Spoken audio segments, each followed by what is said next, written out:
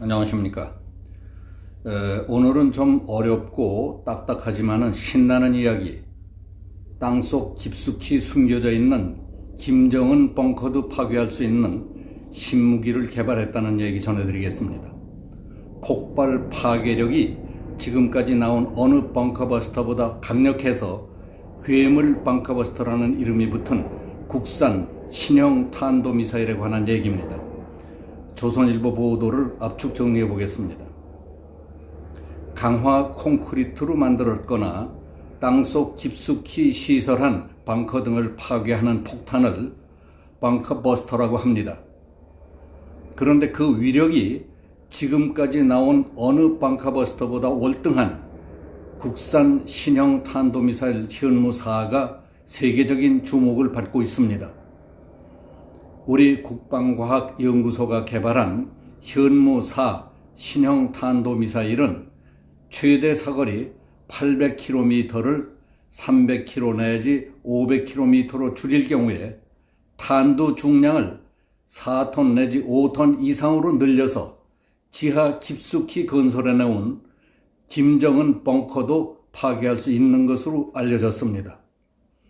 미국, 러시아, 중국 등 강대국들은 물론 북한의 단거리 탄도미사일도 탄두 중량은 500kg에서 1톤 수준입니다. 그런데 최근 우리가 개발한 현무4는 탄두 중량이 4톤 내지 5톤이나 됩니다. 단순 계산으로 그 파괴력이 10배 이상 되기 때문에 괴물 벙커버스터라는 별명이 붙었을 정도입니다. 26일 어제 정부는 국방과학연구소는 몇 차례 시험에 실패한 끝에 현무4 미사일 시험에 사실상 성공했다고 밝혔습니다. 현무4 존재가 외부에 처음 알려진 것은 지난 3월이었습니다. 국방과학연구소는 지난 3월 24일 충남 태안 안흥 시험장에서 현무4 2발을 시험 발사해서 그 가운데 한 발은 성공시키고 한 발은 실패했습니다. 국방과학연구소가 탄두 중량이 2톤 이상 되는 괴물 미사일을 개발하게 된 것은 재래식 무기, 재래식 탄두로 지하 100m가 넘는 깊이 속에 있는 것으로 알려진 이른바 김정은 벙커를 비롯한 북한의 주요 지휘소 등 지하 전략 목표물들을 파괴하기 위해서입니다. 우리 공군은 이미 미국에서 도입한 GBU-28 벙커버스터 정밀 유도 폭탄을 갖고 있습니다. 철근 콘크리트는 6m, 일반 흙은 30m 이상 뚫고 들어가 폭발하는 겁니다. 미국은 재래식 무기 가운데 관통력이 가장 강력한 GBU-57 벙커버스터를 개발 운용하고 있습니다. 그러나 이 무기로는 지하 100m 이상 깊이에 있는 북한의 일부 전략 지하 시설은 파괴하기 힘들다고 합니다. 또 개발 완료 단계에 있는 B-61-12 신형 전술 핵폭탄은 핵무기이기 때문에 실제 사용하기가 쉽지 않습니다. 따라서 재래식 무기로 북한의 거의 모든 지하 시설을 파괴할 수 있는 국산 괴물 미사일을 개발하게 됐다는 얘기입니다. 현재 우리 한국군이 운영 중인 현무2 탄도미사일의 탄두 중량은 500kg에서 1톤 정도인데 현무4가 이를 훨씬 뛰어넘는 탄두를 달 수 있게 된 것은 지난 2017년 한국에 대한 미사일 지침을 개정할 때 800km 미사일에 최대 2톤짜리 탄두를 달 수 있고 사정거리를 줄일 경우 탄두 중량을 늘릴 수 있도록 한미 간에 합의함으로써 가능해졌습니다. 현무4 괴물 미사일로 우리 중남부 지방에서 평양을 때릴 경우 500km짜리 미사일로도 타격이 가능합니다. 4톤 내지 5톤 이상 탄두로 평양의 주석궁이나 그 근처 지하에 있는 것으로 알려진 김정은 벙커를 때릴 수 있다는 얘기가 됩니다.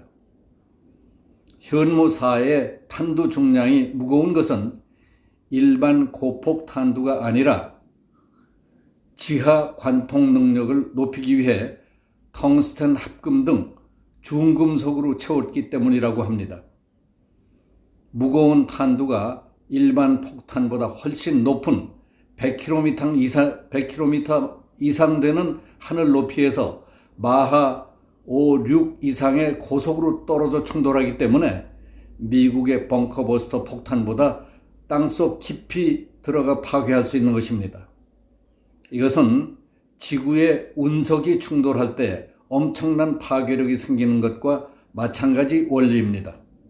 일부 전문가들은 현무4가 북한이 미사일 시험할 때 쓰는 방식인 고각 발사로 발사해서 마하 10 이상의 고속으로 충돌시킴으로써 전술 핵무기에 버금가는 위력을 갖고 있다고 보고 있습니다. 현무는 북방을 지키는 수호신이라는 뜻으로 우리 군이 보유하고 있는 미사일 가운데 지대지 미사일에 붙는 이름입니다. 현무4는 최종 검증 단계 등을 거쳐서 빠르면 내년쯤부터 실전 배치될 수 있다는 전망입니다. 현무4 개발로 우리 한국군은 유사시 전술 지대지 미사일과 현무2, 현무4 등 세 종류의 탄도미사일로 북한의 핵미사일 기지, 지휘소, 장사정포 진지 등을 정밀 타격할 수 있게 됐습니다. 이 얼마나 든든하고 자랑스럽고 유쾌한 소식입니까? 그러나 전쟁이 났을 때에 이기느냐 지느냐의 문제는 막강한 최신 장비와 화력이 결정하는 것이 아닙니다. 전쟁에서 꼭 이기고야 말겠다는 전쟁 의지에 달린 것입니다. 전쟁의 승패는 경제력을 바탕으로 하는 총체적인 국력, 막강한 국방력, 그리고 국가 지도부와 국민이 똘똘 뭉친 전쟁 의지에 따라 결정됩니다. 그 중에 가장 중요하고 결정적인 것은 전쟁 의지입니다. 그 실증적인 예는 1975년 4월 30일 월남 패망의 역사로 고스란히 남아 있습니다. 미국이 남겨준 막강한 무기와 군사 장비를 갖고 있던 월남이 하루 두 끼 주먹밥을 소금에 찍어 먹고 자동차 타이어를 잘라 끈으로 묶은 샌들을 끌고 다니던 거지 군대 올맹군에게 패배해 나라가 망한 이유가 무엇이었겠습니까? 거기 대통령부터 군 지휘부, 병사들에 이르기까지 목숨을 걸고 싸우려는 의지가 없었기 때문이었습니다. 전쟁 의지가 없으니까 공포에 휩싸여 도망갈 궁리나 하는 군대는 무기를 갖고도 앉아서 뺏기고 서서도 뺏기고 버리고 도망을 가버리니 그 전쟁이 되겠습니까? 그 후에 벌어진 월남의 처참한 상황은 굳이 말할 필요도 없습니다. 우리의 축적된 기술력과 창의력으로 획기적인 무기를 개발했다는 것은 매우 자랑스럽고 든든한 일입니다. 그러나 그것은 국가 지도부의 강철 같은 의지와 국민적 단합이라는 종적, 횡적 얼개가 막강해야 한다는 대전제가 더 중요한 것이라고 믿습니다.